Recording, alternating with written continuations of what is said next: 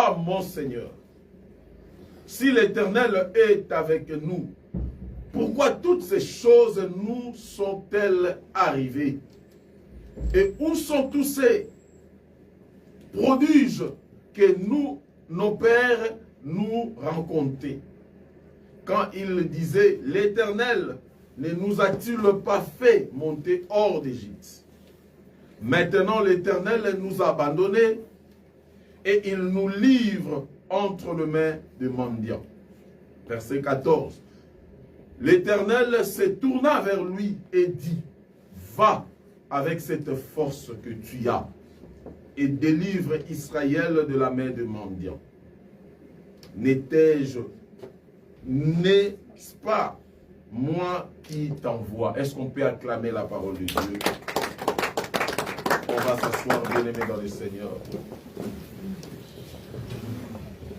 Tu vas regarder ton frère à gauche et à droite. Tu lui dis, jusqu'ici l'Éternel nous a protégés. Oui, jusqu'ici l'Éternel nous a protégés. Si nous sommes là, c'est l'Éternel qui a voulu. Il a protégé ses enfants et il nous a laissés en vie parce qu'il est fidèle. Bien-aimés, ça c'est le dernier message de cette année pour notre église. Le dernier message que l'Éternel Dieu veut te donner cette année. Le thème de ce message est « Va avec la force que tu as ». Alléluia. Amen. Nous allons entrer dans l'année 2026 avec la force que nous avons. Amen. Ce que tu as, c'est ce que Dieu t'a donné. Amen. Et l'Éternel Dieu te dit, va avec la force que tu as. Ah. Et lorsque Dieu te dit, va avec la force que tu as, c'est qu'il a déposé en toi quelque chose qui est différent. C'est que l'Éternel, dans l'année 2026, lui-même, il va te guider, lui-même, il va te diriger. Et lui-même, il va te donner ce que ton cœur désire.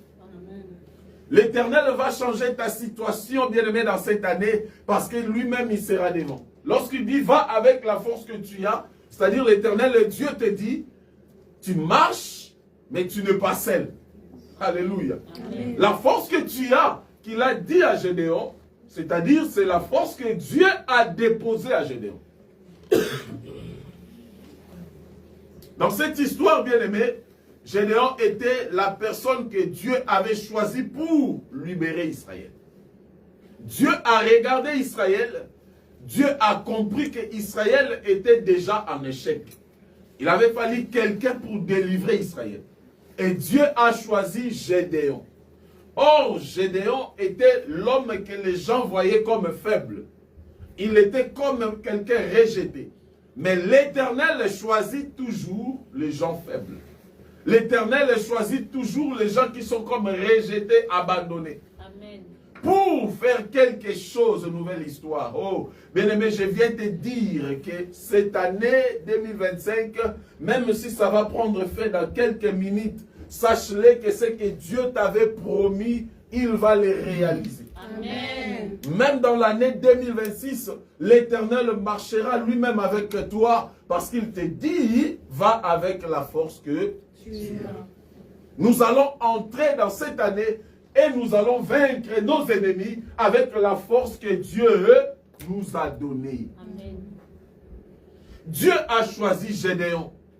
Dans le verset 12, l'ange de l'Éternel lui apparut et lui dit, l'Éternel est avec toi, vaillant héros.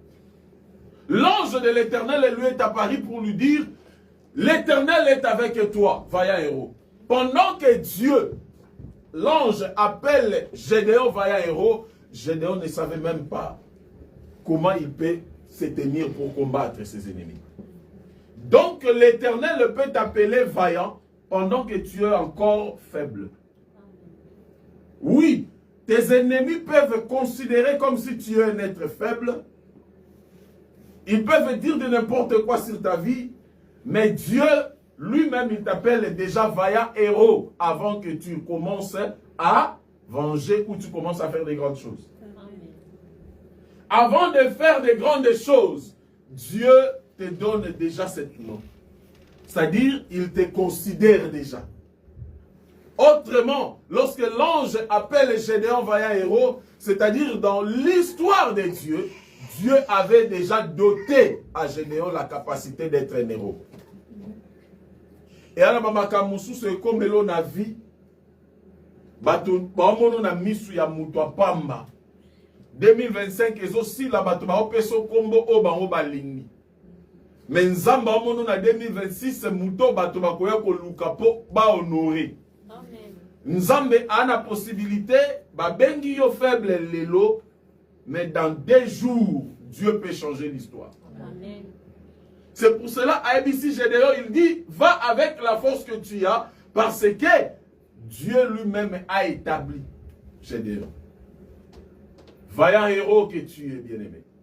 Nous sommes des vaillants héros. J'ai dit à une personne, osa vaillant héros. C'est-à-dire, Moutou, Oyo Bakoye Komo na Pamba et pas Yabatu, mais pas Nzambe, azo considéré on a histoire Moussousou. Ton histoire n'est pas comme tout le monde. Ton histoire ne finira pas comme ça. Na 2025, histoire na yo bato ba monyango lokola ane lokote. Mais 2026, ces mêmes personnes, ils vont changer leur langage. Amen. Parce qu'il dit, va avec la force que tu as. C'est Dieu qui prend l'initiative. Il vient trouver Gédéon, car il voit en lui un vaillant héros, alors que Gédéon vivait caché et seul face à la honte de l'occupation. Pendant que Gédéon vivait caché face à l'occupation, Oyoba Mandia Bazouaki déjà Bana Israël Bakangi Bango.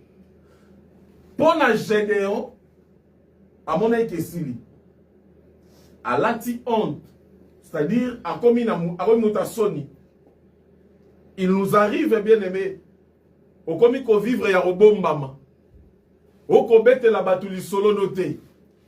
2025, et aussi les layo. Oye bate o partager situation na yo nanani. Mais Nzambe pendant que Gédéon a mis mon amour à Soni, a commis qu'au vivre caché, Dieu est en train de voir Gédéon un vaillant.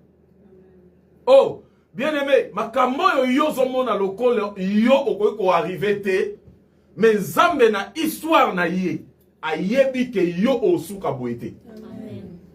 Ce que j'aime auprès de Dieu, il sait que ton souka boité. Oui, bato bako minimiser yo, bako ko sous-estimer yo, mais Nzambe na bo Nzambe na ye, ayebi ke yo o souka boité. Et quoi apparaître comme l'autre côté, mais et pas Nzambe et ane loko ici que loko yate. Parce que la vie que Dieu dépose sur nous est ça spirituel et à mon sunité. La bénédiction de Dieu commence spirituellement d'abord. Quand Dieu appelle Gédéon vaillant, c'est-à-dire spirituellement, Nzambe s'est doté yena makasi ya ba vaillant. Nabo moto ba omono faible. Nabo moto omiyo kapasi lobi likambo yo na ebite na partager mona nani. Nabo moto okomi même ko vivre en cachette, tu veux pas partager ta vie avec certaines personnes. Mais laisse-moi te dire, à chaque année, comme la Bible dit, Dieu fait toutes choses bonnes à son temps.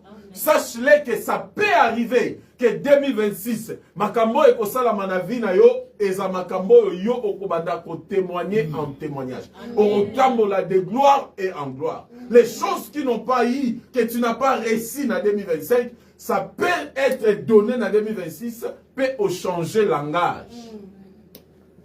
Ce n'est pas seulement que nos ennemis changeront leur langage. Sache-le que même Bisso peut changer langage. Yomo comme Kolonzoto au changer langage. Il dit vos ennemis changeront leur langage. Oui.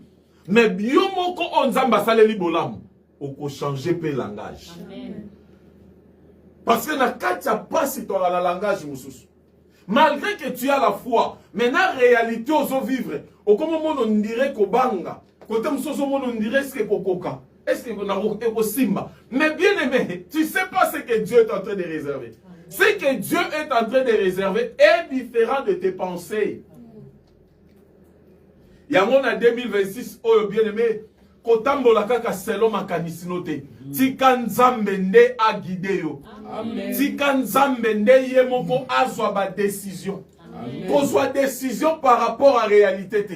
Na 2026 oyo bien aimé, kozwa décision par rapport à oyo mona te. Mais na 2026 tika nzamba décider ne sika na yo. Il n'échoue jamais. Alléluia. Dieu n'échoue jamais. Plusieurs personnes vivent maintenant en cachette suite aux réalités présentes. Tant que l'on vivre en cachette, c'est-à-dire que l'on vit que bokel ou que bo monete. Te a comment moutoua soni par rapport à makambo ya obika. Au cause anaye mais ana capacité te yo partager na yo. Parce qu'il est en train de vivre une autre vie par rapport à oyo mona. Misusu bazo sala effort. Ne fils que ba mona ke azamalam. Mais yemo kwa yebi qu'il y a des choses à moi. Oh bien aimé, kobangate. Oyo yozo mona. Na oyo nzamba mona. Vous imaginez nzamba benga Gédéon vaillant pendant que Gédéon ni kafufu. Na kata machine kuna aobalola froment. C'est-à-dire ba eko zoyer ne sika oyo bakoki jamais ko benga yo vaillant. Parce que nano bunda atabitumbate. Gédéon nano simba ta epete. Ba eko benge vaillant ne siko yo aosimba nzete poani kama. Bien aimé, ce que les hommes regardent ou voient comme si faiblesse, Nzamba mona ango makambo minene. Amen. Oh, na lingio loba, obeta tolo loba 2026, eza ane nanga makambo kokamwa. 2026, oui, eza ane na yo oyo Nzambe akosala différemment na oyo kanisa ki na 2025. Oyo kanisaki na oyo nzamba osala na 2026 eza différent, je te le dis. Azan nzambe bakoki koloba kombo, bakoki kopeso kombo, bakoki koluka basala makambo bato bakoki kosala. Mais ce que Dieu réserve pour toi est différent de ce que les gens voient. Amen. Alléluia. Le déception, soucis, obstacles, maladies, etc., etc. Donc toute réalité peut changer ton caractère en positif tout comme en négatif. Ma réalité c'est à moi oyo et ça changer ma caractère à bateau. Parce que lorsque malobi que j'ai déjà commis qu'on vivre en cachette, nassé à Sony. C'est-à-dire caractère est changé et commis à Sony. Caractère et attitude de bien-aimé. Ba misu soit attitude n'a pas changé par rapport à la réalité, par rapport à makambo mona. Par rapport à Makamba Loba Ponaye, je viens dire à une personne, Koki Mama Loba Yabatute. Les gens diront toujours, Mokilio Tofani et Salama po Moutou Akanisa. Moutou Azwa Makanisi na ye a commission au vie. Au Kovanda Boyka Nena Lati Linette, Moutabio Linette wana, eza caméra, mais appelle la caméra. Nepeka mutu na yebisi batu ke lineta pa dadi ezaka na caméra bokeba batu be ba mokeba pa dadi. On peut muta kimio. Ça peut arriver parce que chacun a son droit de penser comme il veut. Yosko so continue à penser à batu au baby si makambo nzamba ozela na yo. Sache-le que le diable peut a détruire yo. Abando détruire yo par rapport ya bateau zanabango. Alléluia. Amen. Par rapport à bateau zanabango, le monde marche comme ça. Mais lorsque bateau bazomona oyo bango baomona, mais nzamba omono na kombo mususu. Et c'est Dieu qui te connaît mieux. Na ko bisa mutu moko na 2026 oyo, tika nyonso na sima, yo tala liboso. Po oya yebi yo eza nzambe. Les gens ne te connaissent pas. Général Zala qui rejetait Moussika, Moutano Teka Azate. Pendant que Mokilezo t'a Généon Kate, mais Lola, et t'a Généon Kate. Oh, bien aimé, lorsque Mokili Elingi Nango Kope Sayo, intention te, Lole Lomelayo. Amen. Bato Bazo Salaba projet, mais Lola, et à peine un projet Nango. Parce que Jésus-Christ est aussi ma disciple, lorsque vous priez, il faut dire que ta volonté soit faite sur la terre comme au ciel. C'est-à-dire la volonté du ciel, bien-aimé, ezalaka. Tant que volonté batunase na moi balingi yo mona pasi, kobanga te. La volonté du ciel existe. Nombre ya batu eleki makasi nzambe te. Ebele na bango eleki monene nzambe te. Nzamba ze bele te ma monene. Bandoki bazake bele. Yango alobi bakoyam ebele me bakoki manzela sambo bakoya nzela moko bango nyonso. Po ba combattre yo me kozonga na bango munamta lotuna obimela nzela nini. Bon kuta na soki wapi bakelo bangala kimela ebelipa petit kala ki chemise etikali parce que ba ye ko combattre yo bazalaki en bloc. Mais nzambo azakati no tellement za munene na 2026 so confondre bango na la. Amen. Tika bango bakota na kata cage. Mais l'Éternel est Dieu. Dans cette année, il te dit va avec la force que tu as. Makasio yo nazanango yango na oke nango. Makasio yo zakati nanga yango nga na ozula ba décision. Liloba nzambe nde makasi na biso. Lorsqu'il dit va avec la force que tu as, c'est-à-dire avec la parole que j'ai placée en toi.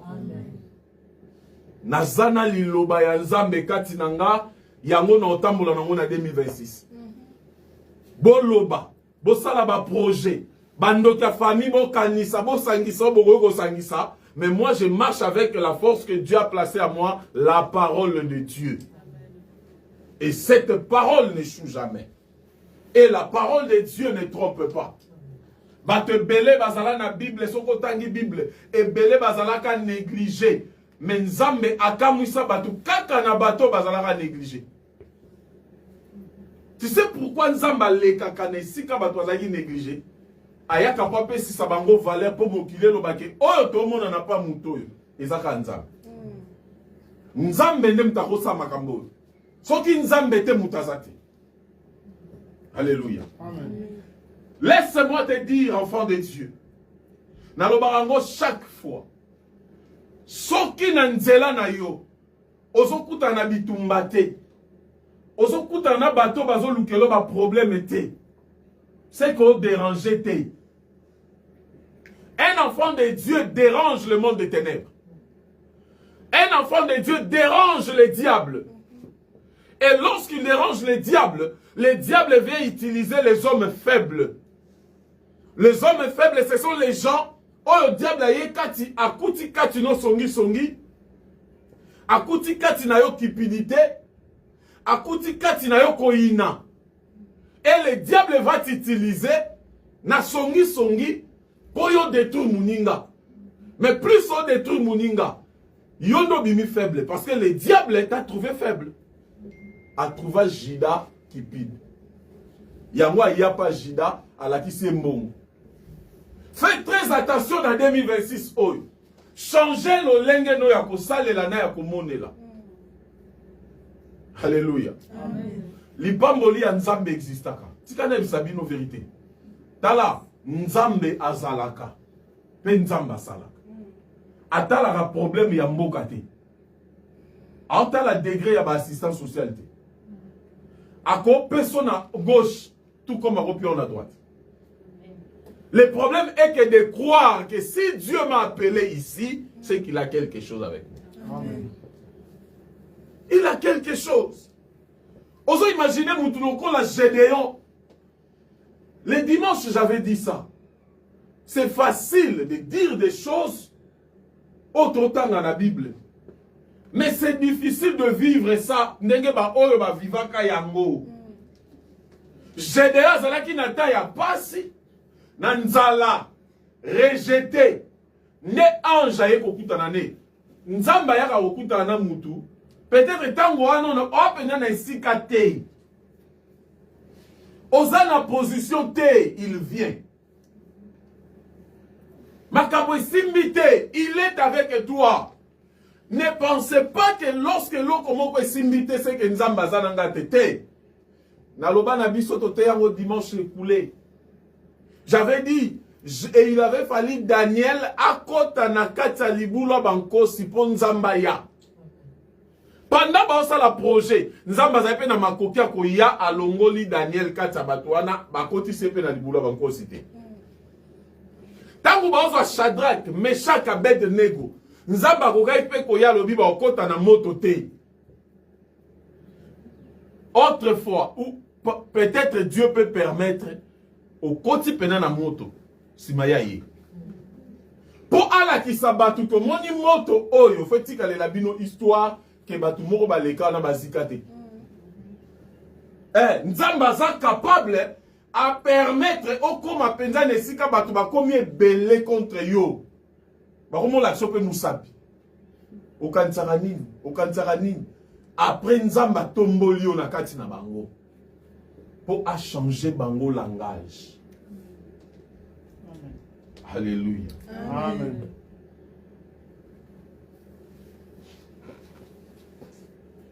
Cela peut aussi affecter votre mental. C'est-à-dire, il y a des problèmes qui peuvent affecter votre mental. Batebele lelo ba problème est affectant mental na bango. Donc ba penser na bango comment affecter par rapport à la réalité. Souci moko emleki tellement et affecté mental. A topé conseil. A mon onka le roi ba pesanga ba conseil au trop papa. Ba pesa yo mo trop.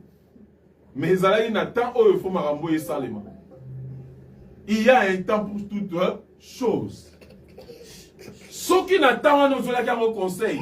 Makambo monana quitté. Peut-être Dieu n'avait pas encore choisi le moment pour ça de l'obolam. Mais dans le moment opportun, quand il fait chose bonne à son temps, et quoi affecter mental nayo, de te faire croire que tu es rien dans la société. On dira c'est l'autre côté. Non. Papa 2025, par rapport à ma projet, dans mon simité. Et simité, et l'obité que nous avons zake. Et simité, parce que et senga ke simbate pour et anatanango. Alléluia. Nzambe soki alobi atika yo. Donc yo moko comprend pena que ah mabe koti. Mais nzamba est capable de comprendre makambo boeleki. Notali ndengo za, na ndengo tambola, mane eko ya nana. Alléluia. Amen. Israël va dans le désert. Ils étaient abandonnés dans le désert. Mais balia man dans le désert. Il y a un nzela mususu oleka mais olia man. Mais après na batu misusu natan o man wana ba omona ngote. Et ça point où est l'action que Dieu est avec toi. Man ezalaki signe où est l'action Israël que Dieu est encore avec vous. Colonne de feu na colonne de nuée, baza na désert. Mais ba omona colonne de feu na colonne de nuée. Batu batikali en Égypte ba omona ngote. Et si ka ba immeuble ezalaki, et si ka ba compte bancaire ezalaki. Mais na désert batu ba man. Na désert batu ba zumba yebimi na rocher. Na désert batu ba otambola na colonne de nuée na colonne de feu. C'est-à-dire et ko arriver pe na vie na yo otambola na désert. Mais au monde a man, au monde a colonne de feu na colonne de nuée. C'est-à-dire la présence de Dieu.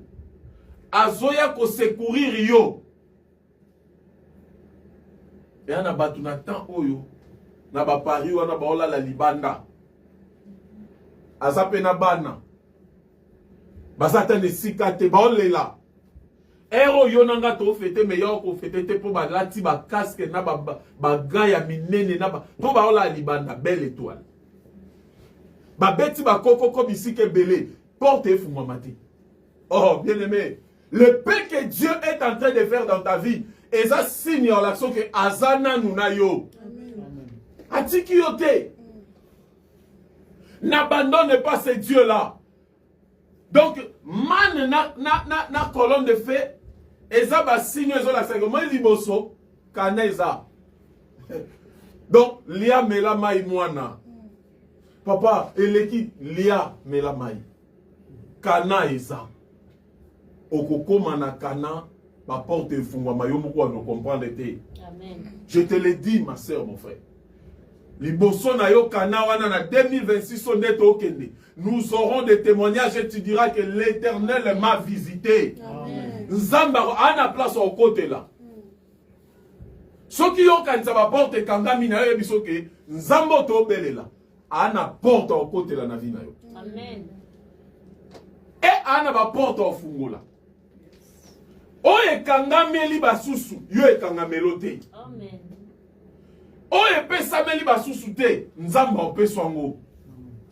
Ana ba formule nyoso, ndenge nyoso akoki kosala poka vino ezala bien. Et ana ba biloko nzamba otala kati na yo.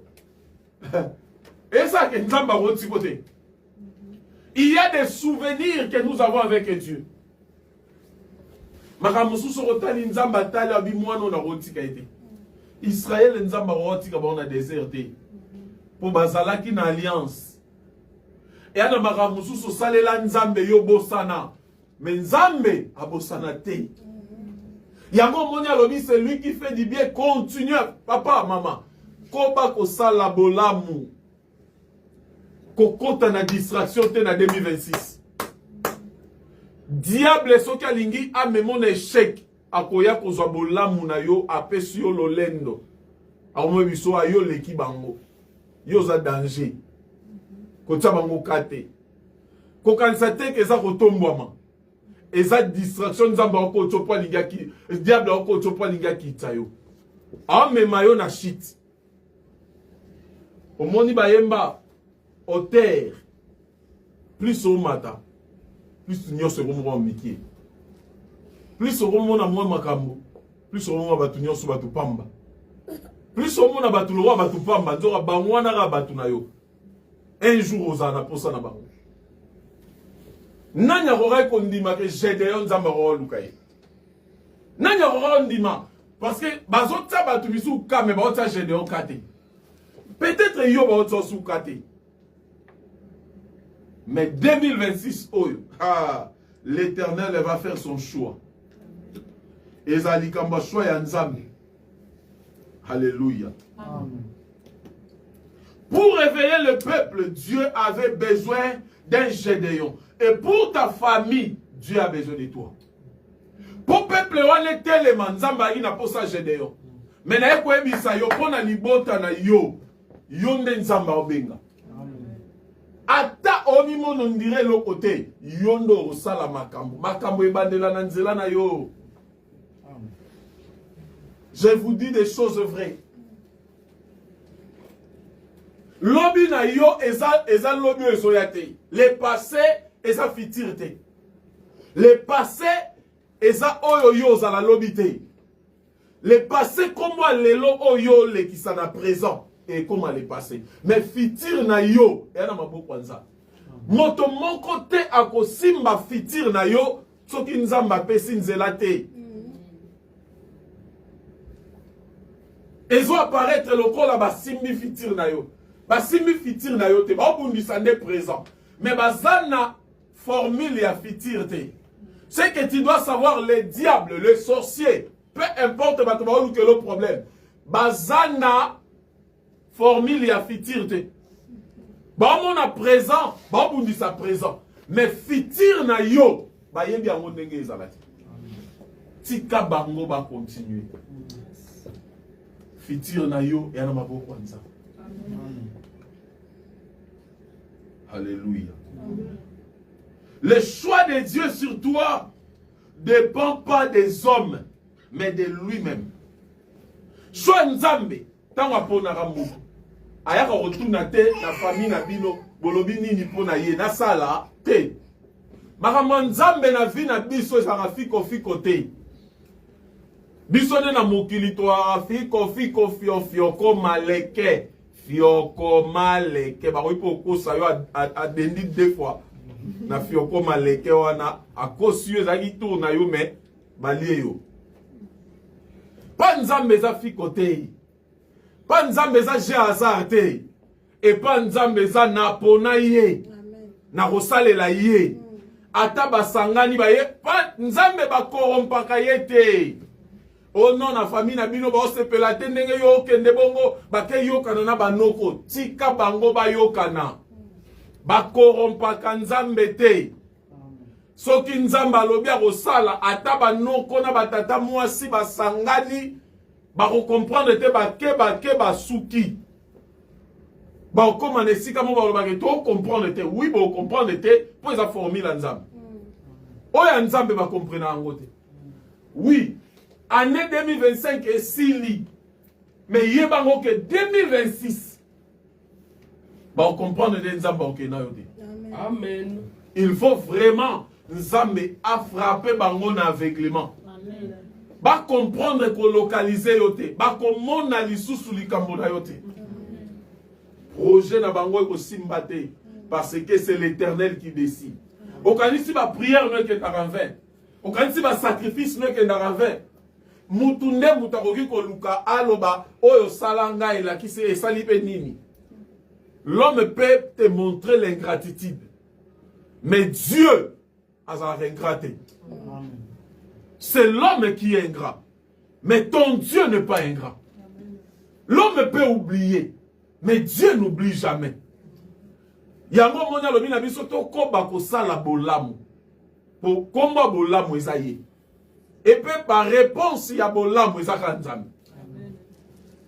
Alléluia. Amen. Ne pleure pas ma soeur. Ne pleure pas mon frère. Je viens te fortifier.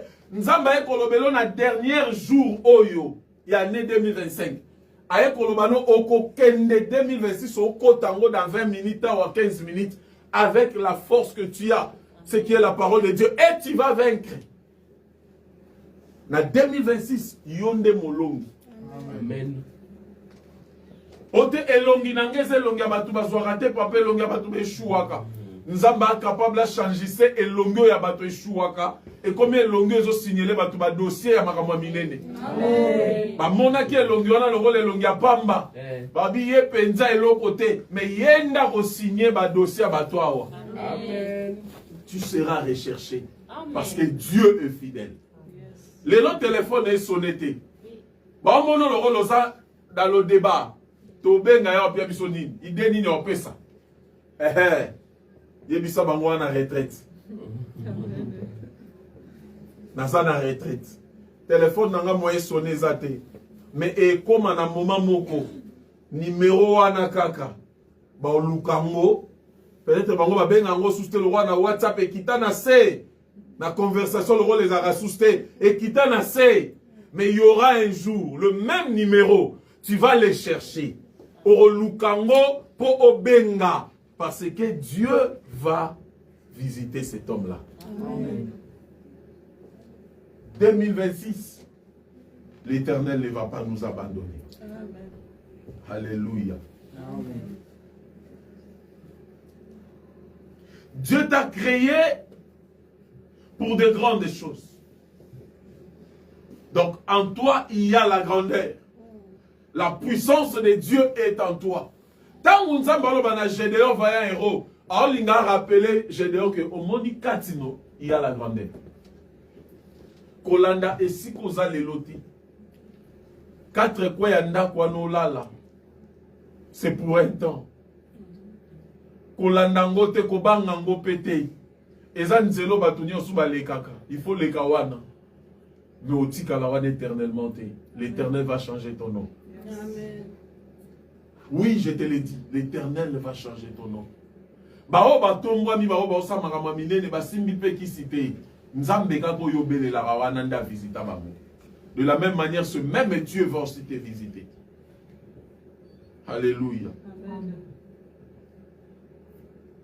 Sans une révélation de la grandeur et de la puissance de notre Dieu, nous ne serons jamais prêts à partir au combat avec nos ennemis.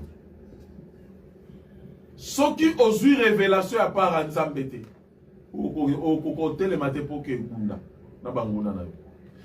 faut que Dieu te révèle les choses qui se passent. Il faut que Dieu te révèle. Or, pour que Dieu te révèle, il faut l'attachement avec lui. Nzamba révélera ba oyo bakanga bakana ye ndekonanga. Oyo ozwi na maboko na oyo nzambe azobongisa, eza deux choses différentes.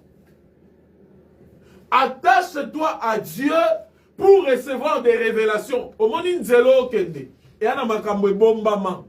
Yama lobi, invoque-moi, je te répondrai, je te montrerai des choses cachées, les choses que tu ne connais pas.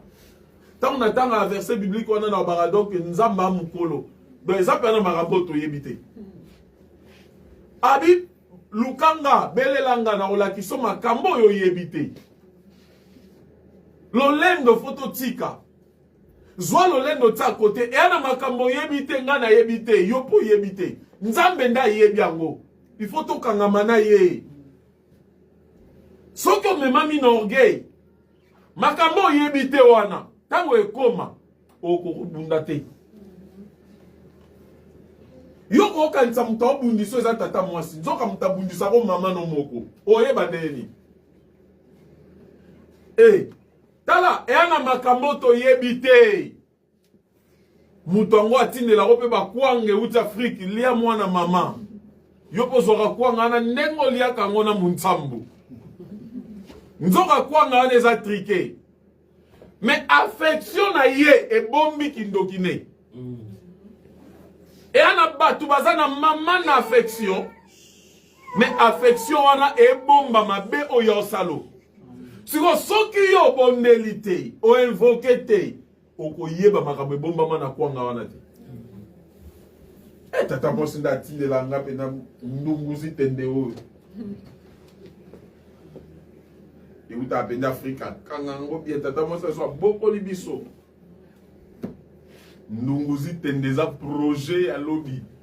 C'est-à-dire yo liaka ngana ozelo. Mais ce que bondeli, on comprend nini bomba mana kata ndunguzi tende wana. Al ezanati na lobby invoqué moi. Au compte na relation mususu nzoka piège. Okutani na mutu na mboko oyo pe. Olobi kete na zui une relation ya mutu malamu.